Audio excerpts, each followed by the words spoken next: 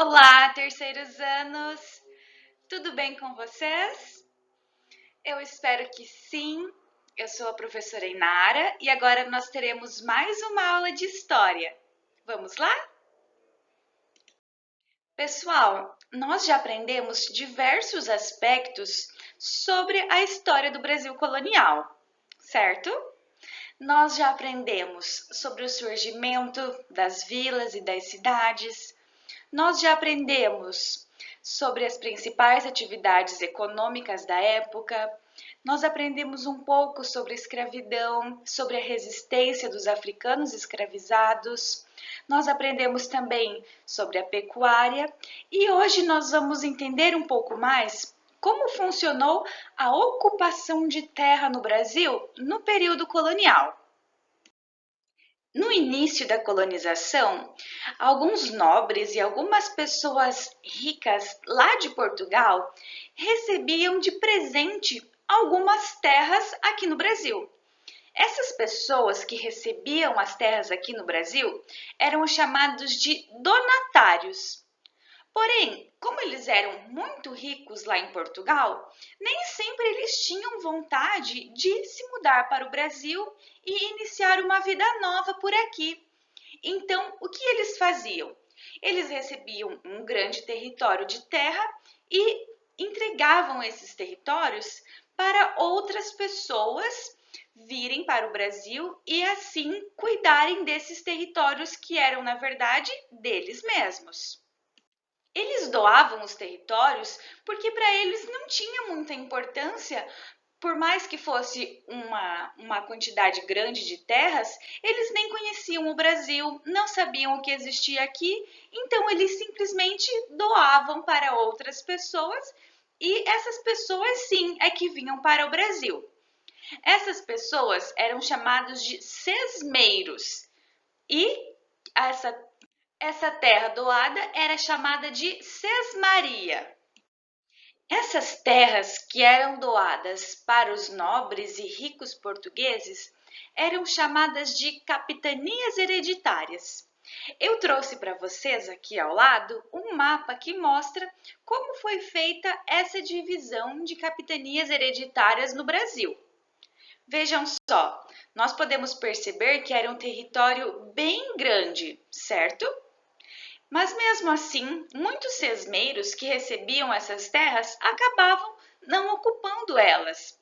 Então, por exemplo, na região da Bahia, quem mais ocupava essa terra eram os próprios vaqueiros que praticavam a pecuária e também os roceiros que tinham pequenas roças por ali. Certo, prof. Então, nós aprendemos que os nobres e os ricos portugueses recebiam de presente um território muito grande aqui no Brasil, e como essas pessoas não tinham interesse de se mudar para cá, eles acabavam doando essas terras para os sesmeiros. E os sesmeiros conseguiam então mudar-se para cá, em sua maioria, e começar uma nova vida no território brasileiro, certo? Certo. Mas, pessoal, pensem só comigo. Quando eles vinham para o Brasil, já existiam pessoas morando aqui.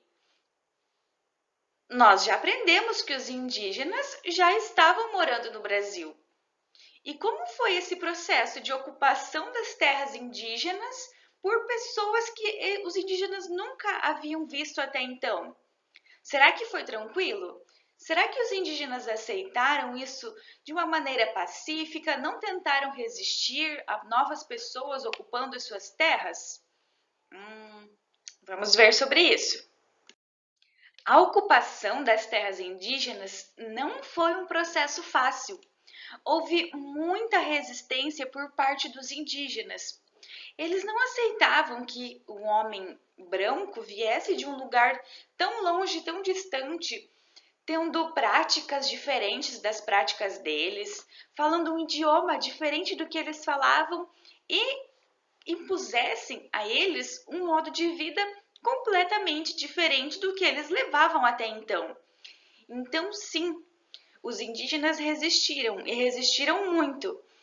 Teve até um movimento que ficou conhecido como a Confederação dos Cariri.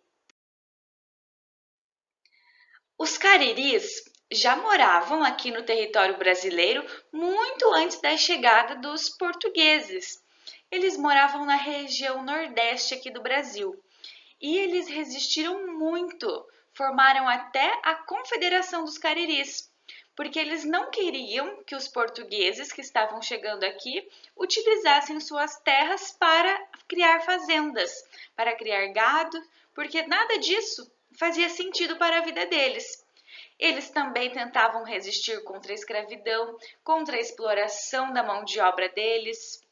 Mas, mesmo sendo numerosos, mesmo tendo uma grande quantidade de indígenas, eles eram mais fracos no sentido de terem poucos armamentos para ter de fato uma guerra contra os portugueses e vencerem no final.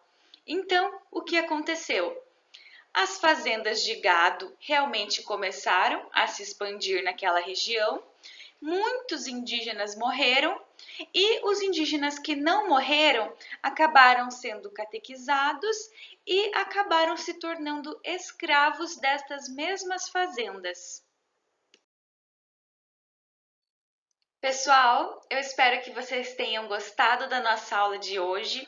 Espero que tenham achado ela interessante. Realizem as atividades no livro didático. Respondam também o questionário aqui da plataforma e qualquer dúvida me procurem ou procurem a Prof. Gabi. Beijinhos, tchau, tchau!